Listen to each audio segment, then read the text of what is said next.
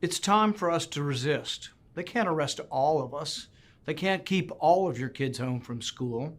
They can't keep every government building closed, although I've got a long list of ones they might keep closed or might ought to keep closed. We don't have to accept the mandates, lockdowns, and harmful policies of the petty tyrants and bureaucrats. We can simply say no, not again. Nancy Pelosi, you will not arrest or stop me or anyone on my staff from doing our jobs. We have either had COVID, had the vaccine, or been offered the vaccine. We will make our own health choices. We will not show you a passport. We will not wear a mask. We will not be forced into random screenings and testings so you can continue your drunk with power reign over the Capitol. President Biden, we will not accept your agency's mandates or your reported moves towards a lockdown. No one should follow the CDC's anti-science mask mandates.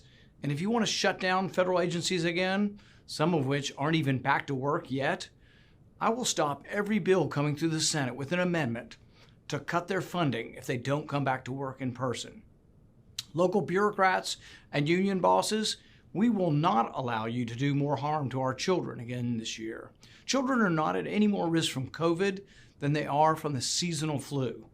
Every adult who works in schools has either had the vaccine or had their chance to get vaccinated.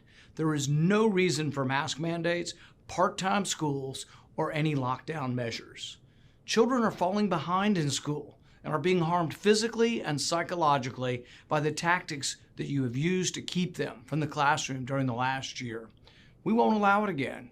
If a school system attempts to keep children from full-time in-person school, I will hold up every bill with two amendments, one to defund them and another to allow parents the choice of where the money goes for their child's education. Do I sound fed up to you? That's because I am.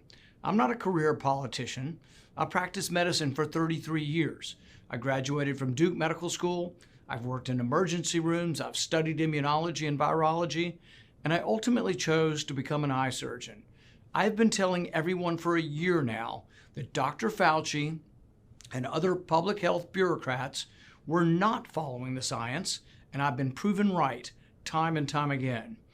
But I'm not the only one who's fed up. I can't go anywhere these days without people coming up and thanking me for standing up for them, whether I'm at work or at events in Kentucky, at airports, in restaurants, or in stores. People thank me for taking a stand. They thank me for standing up for actual science, for standing up for freedom, for standing against mandates, lockdowns, and bureaucratic power grabs. I think the tide is turning as more and more people are willing to stand up. I see stories from across the country of parents standing up to the unions and school boards. I see brave moms standing up and saying, my kids need to go back to school in person. I see members of Congress refusing to comply with petty tyrant Pelosi.